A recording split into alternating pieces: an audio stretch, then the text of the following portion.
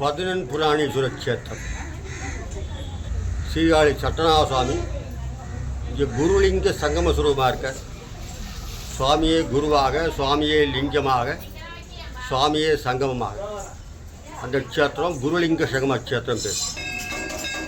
அது தவிர சுவாமி உமாமகேஸ்வரர் மூலாதார க்ஷேத்திரமாக இருக்கார். அதுக்கு மேலே சுவாமி ஆகாச பைரவர் சட்டநாதர் சட்டத்துக்கு அதிபதியாக இருக்கார்.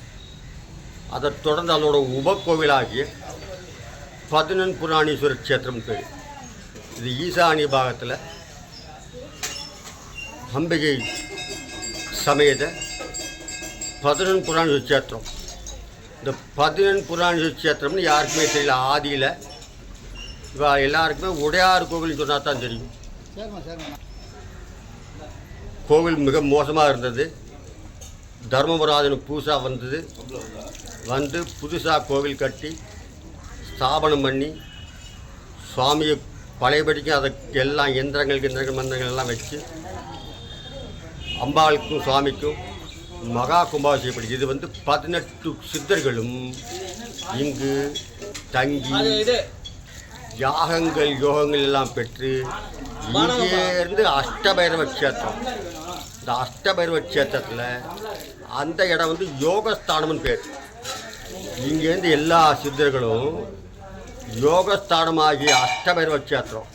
இந்த அஷ்டபைரவ க்ஷேத்திரத்தில் அசிதாங்க, ருரு, சண்டை, குரோதன, உண்மத்த, விபீஷண, கபால, சம்ஹார 8 பைரவரும் 8 யோகினி சக்திகள் கொண்டவர். அதிலிருந்து ஆனந்தமாக ஆனந்த பைரவர் இருக்கார். சுவாமி சுக்கிர விநாயகர் சமேத சுக்கிர விநாயகரும் சுக்கிரலிங்கமும் அங்கே இருக்கார். அந்த ஸ்தானம் யோகஸ்தானம் பேர்.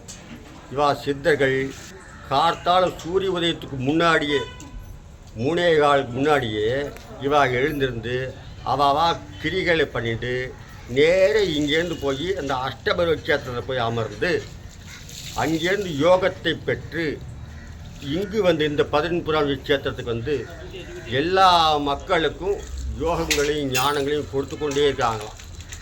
அவள் சித்தர்கள் நம்ம யாரையும் பார்க்க முடியாது, ஊனக்கண்ணால் பார்க்க முடியாது, ஞானக்கண்ணால் எல்லாருமே பார்க்க முடியும். அந்த ஞானக்கண் உள்ள க்ஷேத்திரம் இந்த க்ஷேத்திரம் 18 புராண க்ஷேத்திரம் பேர். மிக அற்புதமான க்ஷேத்திரம். இந்த இடத்துக்கு எல்லாருக்குமே ஞானங்கள் கிடைக்கும். ஏன்னா ஞான க்ஷேத்திரம். நிம்மதி உண்டு, தீர்க்கமான உயிர் பிச்சையும் மாங்கல்ய பிச்சையும் உண்டு என்பது ஐதீகங்கள். இன்றைக்கி விசேஷமாக பிரதோஷ காலத்தில் பிரதோஷ பூஜை நடந்து ஆனந்தமாக இருந்த எல்லா மக்களும் வந்திருந்தாங்க. எல்லாரும் சுபிச்சமாகப்பட்டு ஆனந்தமாக கேட்டுக்கொள்ளும். பார்வதி வதைய